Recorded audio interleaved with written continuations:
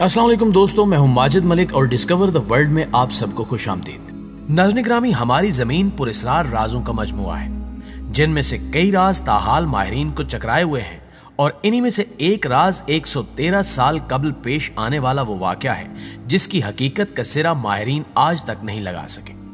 ये राज क्या है, इसकी मुकम्मल तफसील जानने के लिए आपसे गुजारिश है कि वीडियो को आखिर तक जरूर देखिएगा और अगर आप चैनल पर नए हैं तो इस चैनल को सब्सक्राइब करते हुए साथ मौजूद घंटी के बटन को भी दबा दें ताकि आप भी हमारी इस फैमिली का हिस्सा बन सकें। और अगर वीडियो अच्छी लगे तो इसे लाइक करते हुए अपने दीगर दोस्तों के साथ शेयर जरूर कीजिएगा। तो बगैर कुछ वक्त जाया किए चलते हैं आज के मौजू की तरफ। प्यारे दोस्तों, ये 30 जून 1908 की बात है जब साइबेरिया के इलाके अयूनकी के रिहायशियों ने आसमान पर नीले रंग की रोशनी की हरकत को रिपोर्ट किया था जो उनके बकौल सूरज जितनी तेज थी। रोशनी की रिपोर्ट के 10 मिनट बाद ऐसी गर्जदार आवाज सुनाई दी जैसे भारी तोप खाने से गोलाबारी की जा रही हो।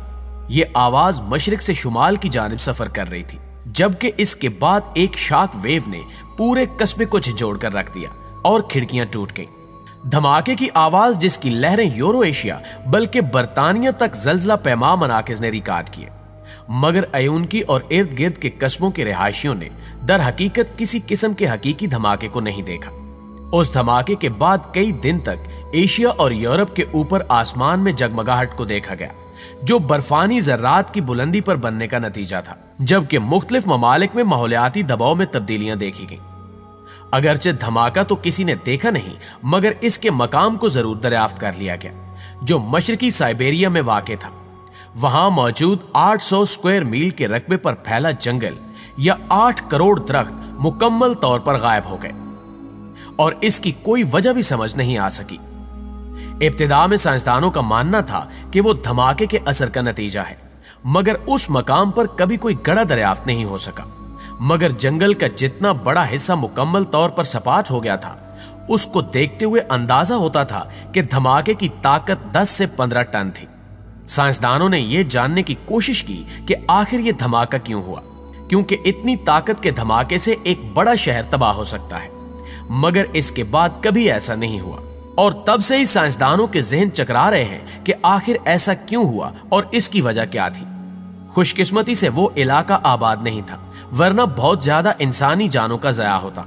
मगर धमाके की हरारत को दूर दराज के कस्बों के रिहायशियों ने भी महसूस किया था। एक ऐनी शाहिद ने उस मौके पर बताया कि आसमान 2 हिस्सों में तकसीम हो गया था और जंगल के ऊपर आसमान का शुमाली हिस्सा आग से भरा हुआ लग रहा था।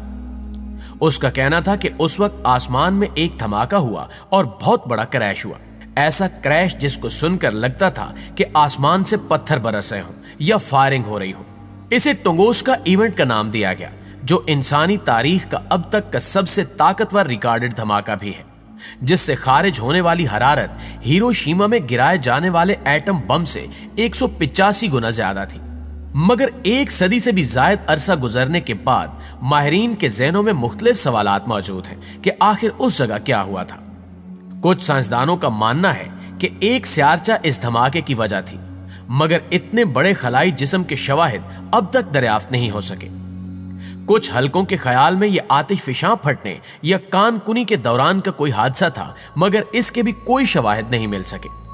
दर हकीकत साइबेरिया के उस खित्ते का मौसम ड्रामाई किस्म का है, जहां मौसम सरमा का दौरानिया बहुत तवील होता है, जबकि गर्मी का मौसम बहुत मुख्तसर, जिसके बायस सतह में ऐसी तब्दीलियां आई जिन्होंने उस जगह को नाकाबिले रिहाइश बना दिया, बल्कि वहां पहुंचना ही बहुत मुश्किल है।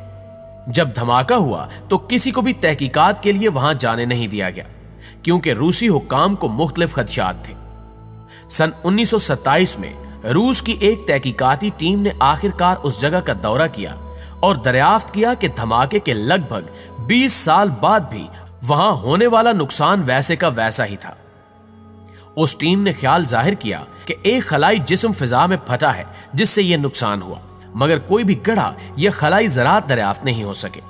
तो टीम ने यह वजाहत की कि वहां का दलदली खित्ता इतना ज्यादा नरम था कि उसे किसी किस्म का नुकसान नहीं हुआ, जबकि तमाम तर मलबा उसके अंदर दफन हो गया, मगर दलदली हिस्से की गहराई में कुछ भी दरियाफ्त नहीं हो सका।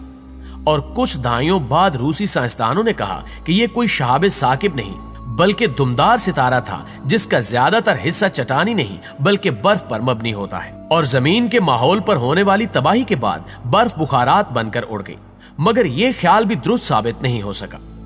फिर अजीब ख्यालात सामने आए कि जैसे किसी खलाई मखलूक का स्पेसक्राफ्ट इस मकाम पर गिरकर तबाह हुआ हो। सन 1958 में मुहक्किकीन ने इस मकाम से सिलिकेट और मकनातीसी पत्थर के नन्हे ज़रात को दरियाफ्त किया और मजीद तहकीक से साबित हुआ कि वहां की सतह में निकल की मिकदार ज्यादा है, जो शहाब साकिब का एक जाना माना उनसर है। मगर बहस थम नहीं सकी और 1973 में एक तहकीक में अंदिया दिया गया कि एक ब्लैक होल का जमीन से टकराव इस धमाके का नतीजा हो सकता है। मगर इसकी तरदीद पर मबनी तहकीक भी फौरी तौर पर सामने आ गई। सन 2014 में यूक्रेन के माहिरीन की एक टीम ने धमाके के मकाम से 1978 में इकट्ठे किए जाने वाले चट्टानी नमूनों का तज्जिया किया और उन्होंने 1908 की एक तह को दरियाफ्त किया। माहिरीन ने कार्बन मिनरल के आसार दरियाफ्त किए जो उस वक्त तश्कील पाता है जब कोई शहाब साकिब जमीन से टकराता है, मगर यह भी वाज़े नतीजा नहीं था। और सन 2020 में एक तहकीक में ख्याल जाहिर किया गया कि एक बड़ा आयरन शहाब साकिब जमीन के इतने करीब आ गया कि बहुत बड़ा शॉक वेव पैदा कर सके, मगर टुकड़े हुए बगैर जमीन के पास से गुजर गया और शॉक वेव का असर उस खित्ते में देखने पर आया। यह वाकया अब तक इंसानी तारीख के चंद पुरस्रार तरीन वाकयात में से एक है जिस पर अब तक तहकीकाती काम जारी है, लेकिन ताहाल इसकी वजाहत नहीं हो सकी कि उस रोज उस मकाम पर हकीकत में क्या हुआ था। जी तो मुअज़्ज़िज़ दोस्तों, आप दोस्तों की राय इस हवाले से क्या कहती है?